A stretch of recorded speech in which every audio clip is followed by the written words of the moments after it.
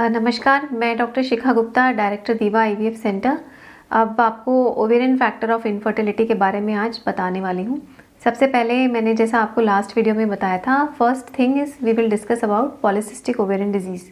Polycystic ovarian disease और polycystic ovarian syndrome मतलब PCOD और पीसीओएस, इन दो चीज़ों को लोग बहुत आपस में कंफ्यूज करते हैं।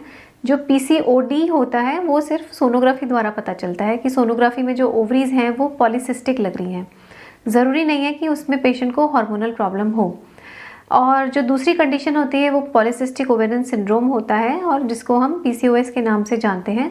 और इस कंडीशन में पेशेंट को हार्मोनल प्रॉब्लम्स होती हैं।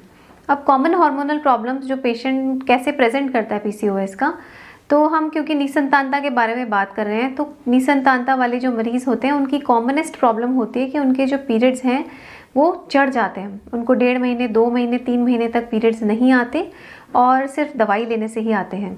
या फिर उनको ये प्रॉब्लम होती है कि उनके बॉडी पर हेयर ग्रोथ की प्रॉब्लम होती है। फेस पे मेल्स की तरह दाढ़ी मूंछ उग जाती है और बॉडी पे भी मेल्स की तरह हेयर डिस्ट्रीब्यूशन होता है। एंड कुछ पेशेंट्स को ऐसा भी होता है कि पीरियड्स चढ़ के उनकी ब्लीडिंग एक बार शुरू होती है तो बंद नहीं होती बिना दवाइयों के। या फिर कभी कभी ऐसा होता है कि उनको हर 15-15, 20-20 दिन में ब्लीडिंग आता रहता है। तो जब भी पेशेंट हमारे पास इन प्रॉब्लम्स के साथ आता है तो हम सबसे पहले कंफर्म करते हैं उसके हार्मोनल टेस्ट के द्वारा कि उसको पीसीओएस है कि कोई और हार्मोनल इश्यू है। सेकंड, जब भी हम पीसीओएस को इन्वेस्टिगेट करते हैं तो हम पेशेंट को साथ में हाइपर कोलेस्ट्रोलीमिया मतलब उनमें कोलेस्ट्रॉल ज़्यादा होने की संभावना रहती है तो कोलेस्ट्रॉल के लिए टेस्टिंग करते हैं, डायबिटीज़ के लिए टेस्टिंग करते हैं, ब्लड प्रेशर के लिए टेस्टिंग करते हैं, क्योंकि पीसीओएस में कॉमनली ये सब चीज़ें को एग्जिस्टेंट होती हैं।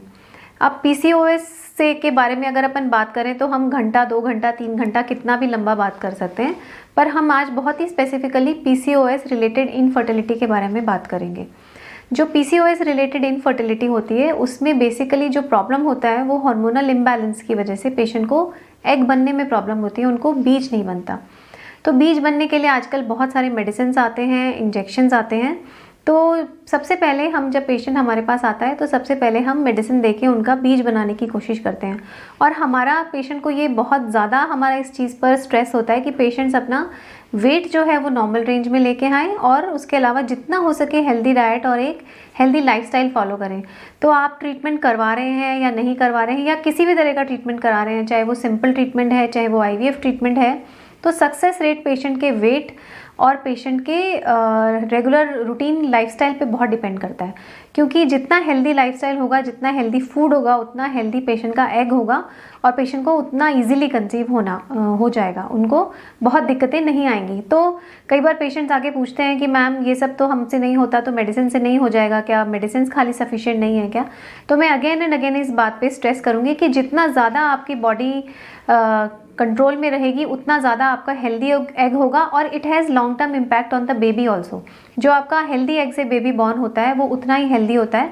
और अगर अदरवाइज अगर totally medicine related without weight control अगर प्रेगनेंसी होगी तो वो बच्चे भी सेम प्रॉब्लम्स इनहेरिट करेंगे जो उनकी मदर को थी। तो अगर डॉटर होती है तो वो भी, उसको भी पीसीओएस रिलेटेड इश्यूज़ होंगे। So first thing is weight reduction, second is trial of medicine and injections for egg formation.